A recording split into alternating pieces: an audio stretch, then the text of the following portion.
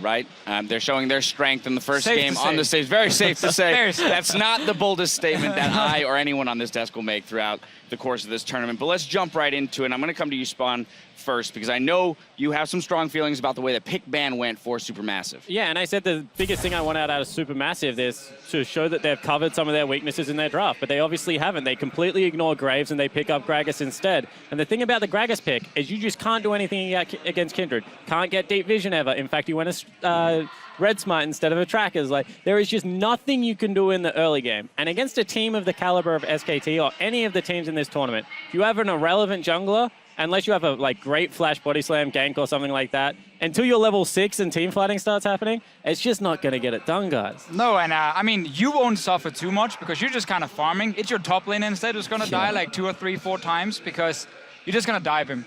Kindred is perfect at that with her own ulti as well to survive the last tower shot, and very little you can do as a Gragas, but also as a top laner when you have no jungler, basically. Yeah, and we did see kind of the contrast, the difference in play or individual skill in that same matchup was played out between Kikis and MMD, and it went the other way. Here, Duke getting the better end of it, even though he's playing the Ekko in the Ekko Trundle matchup.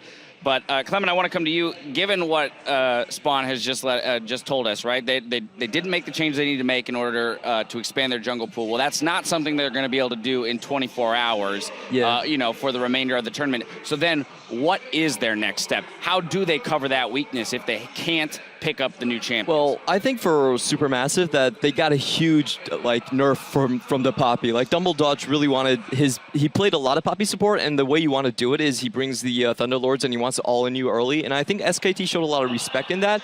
I think the most important thing about ban picks in this game is the confirmation that yes, Faker indeed plays as Ryze. He didn't play it at all in spring, but it was banned against him. And the second thing is that Karma could possibly be a flex pick for SKT. This is the first time we saw Wolf play it as well. Yeah, I think that SKT actually were really smart in that regard, and they played kind of a bully lane as well, with like Ezreal Karma so strong at level 1, you're going to shove anyone off that creep wave, and you always get it pushing. The thing that we always say about Ezreal is like Lucian Sivir, they start pushing him early because he has no AoE. Karma gets rid of that problem. I think the other thing that we'll learn about IWC is if they have to pick these weakest junglers, how good are they at getting early vision and lane swapping? Because that also might be really key. We talk about hiding junglers, playing one side of the map, getting the swap back, being able to take down turrets. Gragas can actually, with quite high base, you take 15% attack speed, can actually push quite quickly. I think that is something that they can use to maybe cover at 1 or 2 games, but it's not going to work on a consistent basis. No, it's always a risk, right? If you rely your composition on a lane swap. Both ways, honestly, look at G2's comp from the last game. If they didn't get 2v2 lanes, their comp would also fall apart in the early game. So that's always a risk in it. But also with SKT in their pick and ban here, they like to show picks which can kind of annoy you in future pick and ban phases because you're like, oh, Faker actually plays Ryze now. Okay. We knew he would play the champion. He just didn't show it yet. Right. In the playoffs, they would do it with like a Zillion pick. Against Jinag, As an example, kind of showing it for future series. Karma support. A lot of support bans in this one, so it's kind of like what's the best option left. But still, again, you get a lot of confirmation. Okay, they actually have, of course, more and more champions in the pool, and it just makes teams consider it going into future pick and ban phases. Right, and of course the Ezreal coming out when there were a lot of other higher priority ADCs on the table, but again, a similar thing, Bang just showing, hey look, I'll play anything. I think Ezreal is actually underrated by a lot of regions as a pick right now, because it's a very safe laning phase. He will rarely win the laning phase straight up, but you only need 2 items to become extremely powerful, and you will very often get it at around 20, 22 minutes, and most of the games runs at least like 35 minutes, like on average. So you have still a lot of time where you are powerful. And it's something the Korean teams have picked up a lot on, like coming into the final of LCK. Ezreal was picked in almost every single game. And I think it is a smart pick.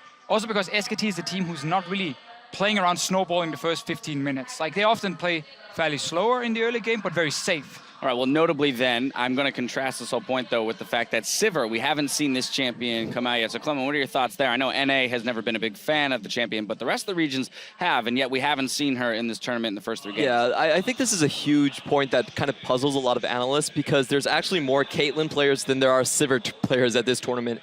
But most people actually rate Sivir tier 1. I think Bang is the one that you're really looking for this Sivir play.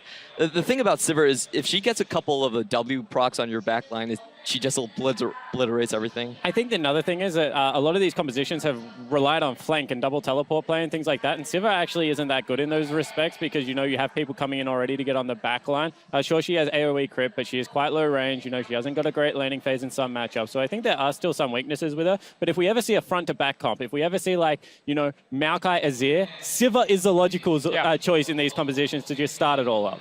All right, well, there you have it. SKT starting off their tournament with a win. We've seen each of our contenders in this tournament make their debut here in Shanghai. Now it's time to test their endurance as they get back on the Rift, starting with our next match between North America's Counterlogic Gaming and the League Masters Series Flash Wolves. Stay with us. We'll be right back.